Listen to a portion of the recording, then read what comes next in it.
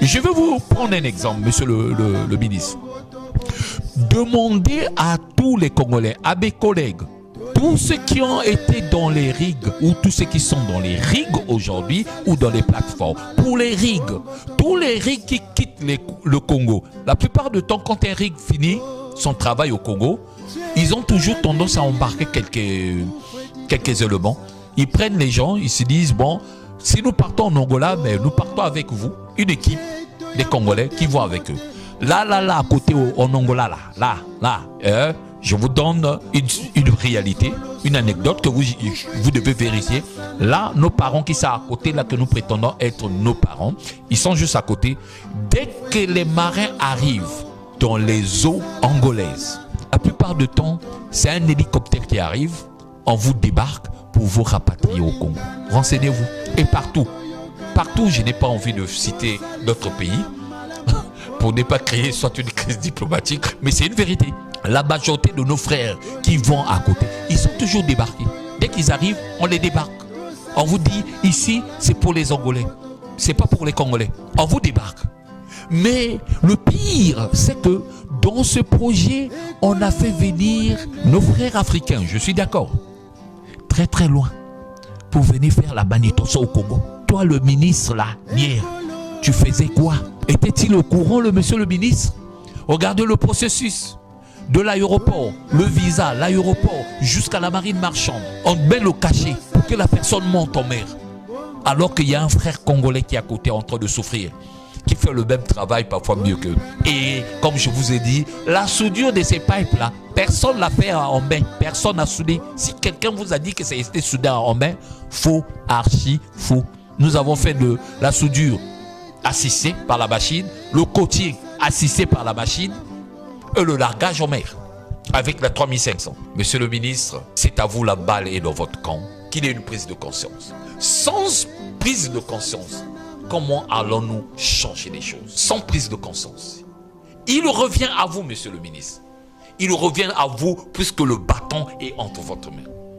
Il revient à vous de dire ça suffit.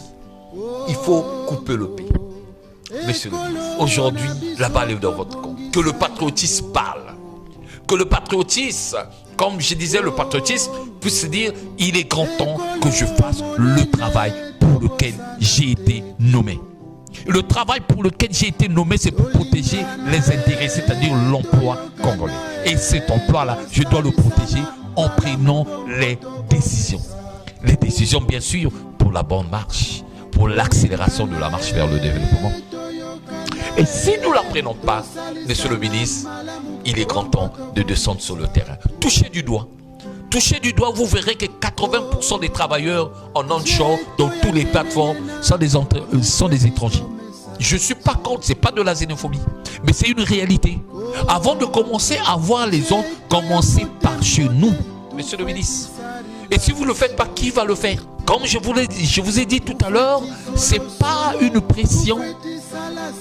Nous ne sommes pas en porte-à-faux avec monsieur le ministre, mais une suggestion patriotique, un éveil de conscience. Et l'éveil de conscience va permettre que les choses marchent.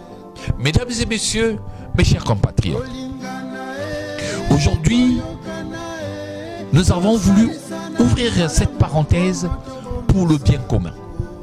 C'est à vous, mes chers frères. Comme je l'ai toujours dit, le mouvement, le réveil, l'éveil et l'expansion patriotique de nommer le devoir patriotique. Le devoir patriotique, c'est le devoir, notre devoir vers la nation. Le devoir vers la nation. Vous avez pris, c'est de rendre la nation. Faire le devoir vers la nation. Il vous revient à vous d'appliquer, de faire votre devoir vers la nation. Monsieur le ministre, mes chers concitoyens, ce pays nous appartient. Il t'appartient, il m'appartient. Ici, nous ne sommes pas au tribunal. C'est la guerre des idées. La guerre des idées pour le bien-être commun. Apporter notre pierre à l'édifice, qui est le Congo. Mes chers compatriotes, mesdames et messieurs, il est grand temps que nous nous levons. Nous devons nous lever pour le bien-être commun. Nous devons nous lever pour comprendre qu'il est grand temps de mettre notre ego de côté. Il est grand temps. Ce n'est pas une xénophobie. Non. Je ne suis pas contre les étrangers. Mais je suis contre la manière dont on utilise mes compatriotes, y compris moi, pour des intérêts, excusez-moi, bidons. Quand je dis bidons, parce que c'est des intérêts qui n'ont rien à voir avec le peuple. Moi étant patriote, comme je vous ai dit, par exemple, ceux-là que nous importons. Alors aujourd'hui, nous avons voulu mettre une parenthèse là-dessus. Il vous revient à vous de comprendre que le Congo va changer. Il va changer avec vous. Il va changer quand vous aurez une prise de conscience. Il va changer quand dans votre milieu. La fois dernière, j'ai fait une illustration avec des tiges d'almette.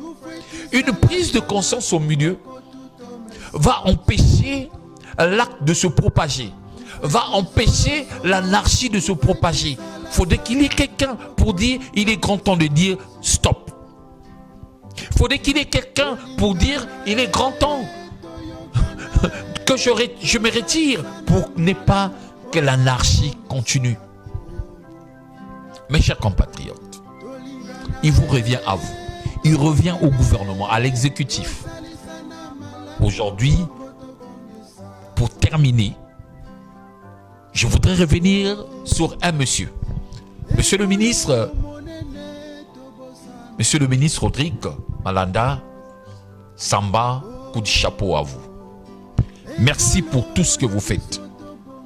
Mais en un mot, en une parenthèse, je voudrais, monsieur le ministre, vous dire, ne vous arrêtez pas dans votre bureau.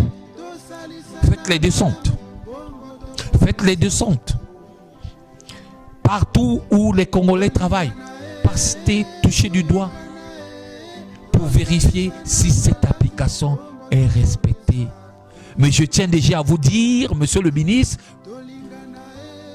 en ma connaissance et par rapport à mon expérience, monsieur le ministre, 80% des travaux effectués en onde ou en offshore, ces travaux font partie de ce qu'on appelle la manutention.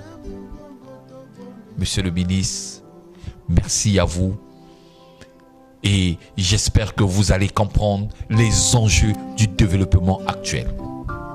Mes chers compatriotes, nous sommes à la fin de notre partie. Je voudrais vous dire merci. Merci pour tout ce que vous faites. Merci pour tous ceux qui sont allés au niveau de YouTube. Tous ceux qui ont visité YouTube. Je voudrais vous dire merci. Merci mes chers compatriotes. Pour ceux-là qui ont compris qu'il nous revient à nous de nous lever, de comprendre qu'il faut mettre les points sur les i pour l'avancement de ce pays. Personne ne viendra le faire si nous ne nous levons pas. Personne ne le fera à notre place. Si nous ne nous levons pas, les enfants viendront le faire peut-être, mais nous ne serons pas. Nous ne serons plus parce que l'histoire va s'écrire. Quand elle va s'écrire, nous ne serons plus là. Mes chers compatriotes, mesdames et messieurs, je voudrais vous dire bonsoir. Si Dieu nous prête vie, nous allons nous retrouver dans un peu de temps. Et nous allons continuer notre débat et notre sujet qui est toujours le logiciel Congo face aux enjeux du développement actuel. Bonne soirée à vous et à votre petite famille. Que Dieu nous garde, que Dieu nous prête vie. Allez, à bientôt. Je vous dis au revoir.